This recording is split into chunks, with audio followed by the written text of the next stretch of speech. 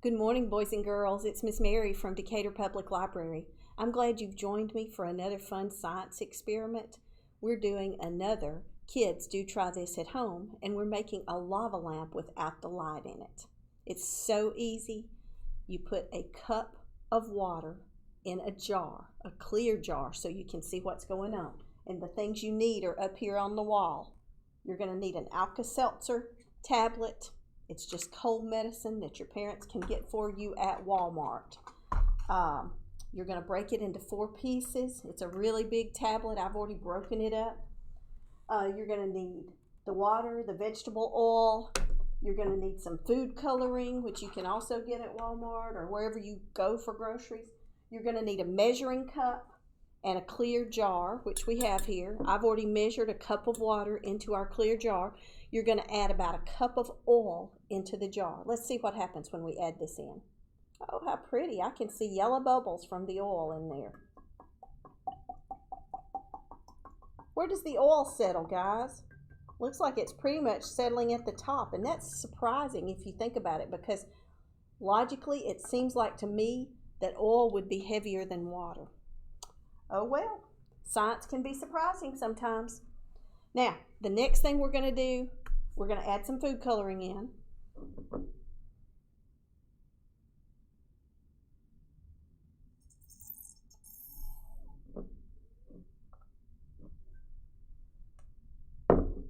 Let's shake this jar up.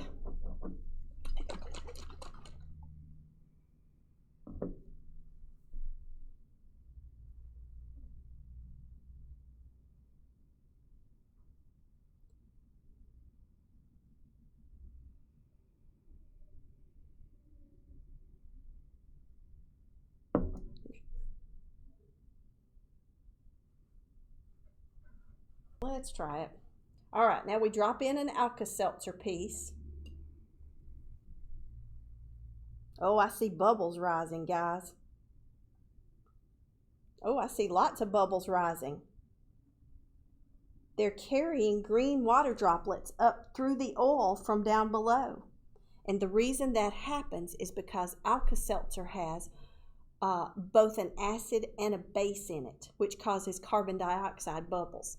And the water bubbles are raised up through the oil, and oil can't mix with water. So you're going to see some pretty colorful water droplets dropping through the oil. Let's see if we see it happening now, guys.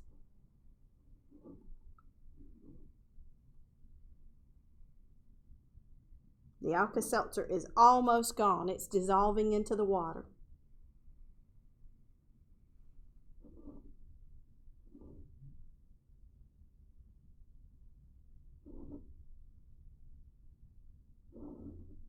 I see water bubbles up there.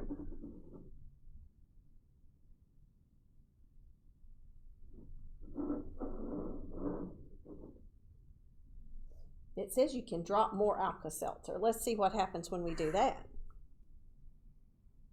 We still have bubbles. Very pretty.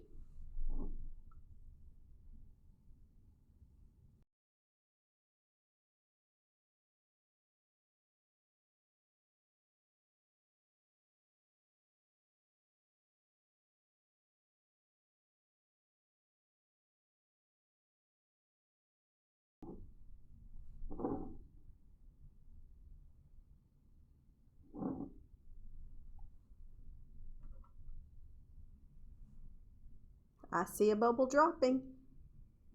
We may have to zero in on this thing. I don't know. I see another bubble dropping. Oh yeah, they're starting to drop now. It may just not show up well on camera.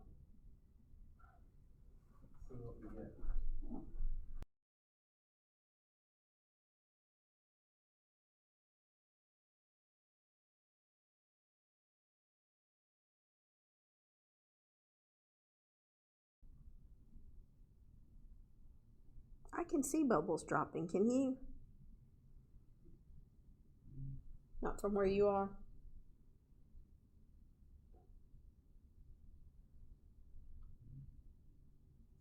go a little bit.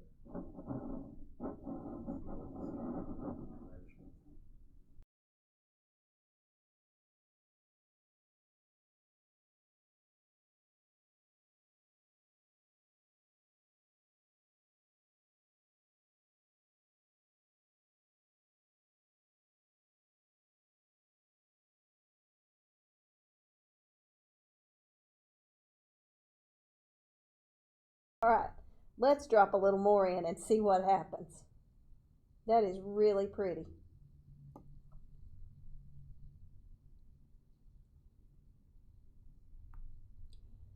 And you know, boys and girls, even though this one is not lit up like an actual lava lamp, and boys and girls, I happen to think if you have a light stick, a glow stick at home, you might want to drop it in. I'm not going to drop this ball in. It would get really messy in the oil. But if you have a glow stick from Halloween that you never broke or something, you could drop it in and see if the lava lamp actually lights up. I think that would be a cool thing to try. You could keep this going quite a while if you just add several different Alka-Seltzer tablets.